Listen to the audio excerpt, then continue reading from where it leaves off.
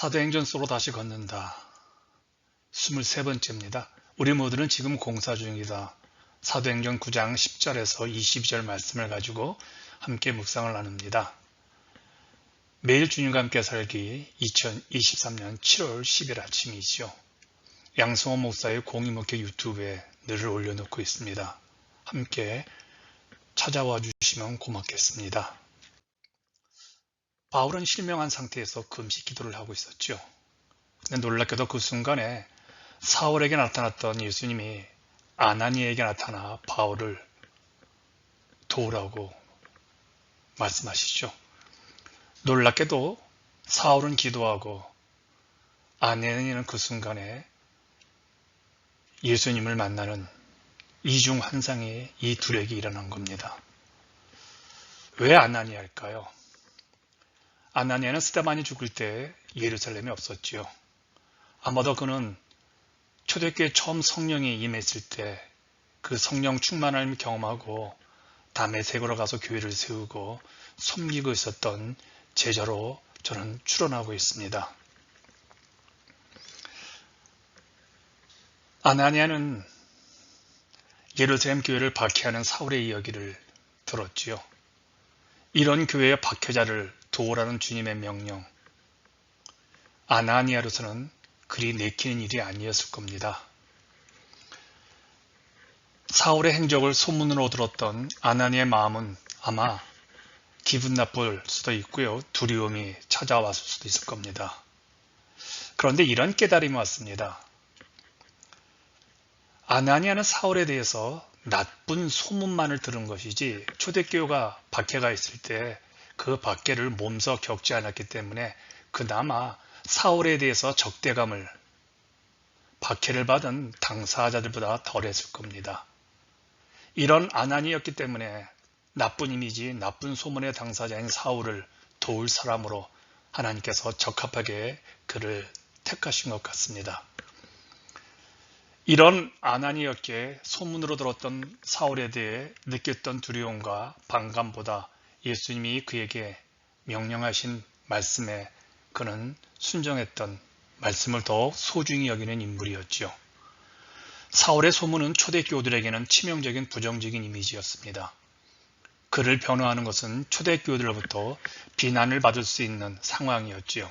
그런데 하나님이 이런 사울을 자신의 도구로 특별히 고난을 받는 사역자로 쓰겠다고 하십니다. 아나니아는 철저하게 소문보다 주의 말씀에 순종해서 사울을 돕지요. 사도행전 22장 12절에 보니까요. 아나니아는 다메섹의 유대 기독교 공동체의 리더십을 가지고 있는 인물입니다. 그래서 아나니아는 사울의 다메섹 제자 공동체에 잘 받아들일 수 있도록 도울 수 있는 최적화된 인물이죠. 저는 사람을 키우는 방식이 하나님께서는 사람을 통해서 키운다는 것을 여기서 또 배웁니다. 사울의 회심의 과정이 소개되고 있습니다.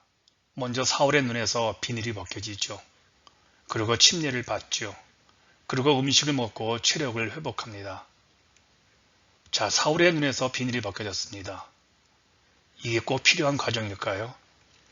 침례를 받았습니다. 꼭 필요한 과정일까요? 그리고 음식을 먹고 체력을 회복했습니다. 꼭 음식을 먹어야 회복이 될까요? 사실 이 모든 과정은 사울에게 실체적 영향을 줄 수 없는 의식에 지나지 않지요. 눈에서 비늘이 벗겨지지 않아도 주님은 사울의 눈을 뜨게 하실 수가 있지요. 침례라는 형식을 거치지 않아도 이미 사울은 초대 공동체의 일원이 되었습니다. 부활의 주님을 믿었기에요. 음식을 먹지 않고도 주님은 얼마든지 사울을 강건케 하실 수 있지요. 그런데 이러한 과정을 성경에 소개하는 이유는 무엇일까요? 이런 의식과 형식의 과정이 구원받은 자들에게 있어서 회심은 개인적이지만 결코 사적일 수 없는 모든 공동체 일원에게 시각적이고 공식적으로 한 가족이 되었다는 과정을 드러내기 위해서 이 과정을 성경에 기록하고 있는 것이죠. 개인적 회심은 사적 영역에서만 머무는 것이 아니라 하나님의 나라라는 교회 공동체를 위해서 허락되어진 은혜라는 겁니다. 아나니아를 통해서 사울이 앞으로 어떻게 사역을 할지가 소개되고 있죠. 그런데요, 참 재미납니다. 사울의 앞으로의 소명은 주님이 택한 영광스러운 그런 그릇이라는 그런 축복이 주어졌지만 다른 한편으로는요, 주님을 위해 많은 고난을 받게 될 것이라는 것입니다. 그래서 바울이 이렇게 말했죠. 고난도 은혜라고요. 사울은 사도로서 부임을 받는 순간부터 눈이 멀고 또 사람들로부터 핍박을 받는 고난부터 시작이 된 인물입니다. 고난은 사울에게 평생 그의 신앙의 토양이자 그의 신학의 토대였습니다. 사울은 고난을 단지 선교 사역 과정에서 불가피하게 경험하는 희생과 대가로 보지 않았습니다. 그에게 있어서 고난은 그리스도를 아는 길이었고 부활 생명에 도달하게 하는 다리였다고 그는 빌립보서 3장 10절에서 고백을 합니다. 그래서 골로새서 1장 24절에 이렇게 고백하죠. 자신은 그리스도 남은 고난까지 자기 몸에 채우고자 했다고 합니다.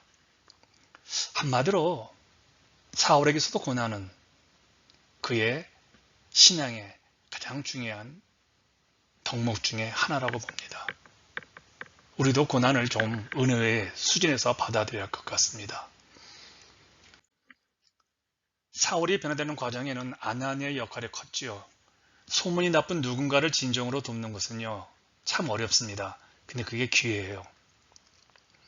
인류 역사에서 교회를 강력하게 박해하던 사울을 선교 역사상 전무후무한 인물로 변화시키기 위해 주님은 아나니아라는 제자를 준비시켜 놓았습니다. 그래서 우리는요, 내가 들었던 과거의 이미지와 나쁜 소문으로 현재의 누군가를 공동체를 판단하면 안 된다는 겁니다. 신자는 과거의 행적보다 오늘의 삶을 중요하게 여겨야 합니다. 어떤 과거도 그리스도인으로 거듭나는 것을 막지 못하죠. 성도는 과거의 일을 용서받고 하나님의 자녀가 된 사람입니다. 우리들에게 용서받지 못한 과거는 없죠. 너무 나쁜 소문, 나쁜 이미지에 갇히지 말기를 바랍니다. 예전에 미국 그리스도인 사이에 유행하던 슬로건이 있었습니다. 제가 유학하던 시절에 유명했던 내용인데요. PBP, GINF, WMY, Please be patient. God is not finished with me yet. 좀 참아주세요. 하나님이 아직 나를 완성하지 않으셨어요. 그래요. 거듭나는 건 한순간이지만 하나님의 자녀다운 삶으로 거듭나는 건 평생에 걸쳐야 할 일입니다. 돌아가신 빌리 그레임의 아내인 루시 그레이엄의 묘비에는 이런 글귀가 새겨졌다고 합니다. 공사가 끝났습니다. 그동안 참아주셔서 감사합니다. 우리 주변 한번 보세요. 교회들을 보세요. 모두가 다 멀쩡하게 보여도 알고 보면 지금 다 파헤쳐진 공사 중인 사람들로 꽉 차여 있습니다. 이제 그들을 어떻게 도울 것인가가 우리 신자들과 교회 공동체가 할 일입니다. 이 일을 위해서 우리는 준비된 삶을 살아야 합니다.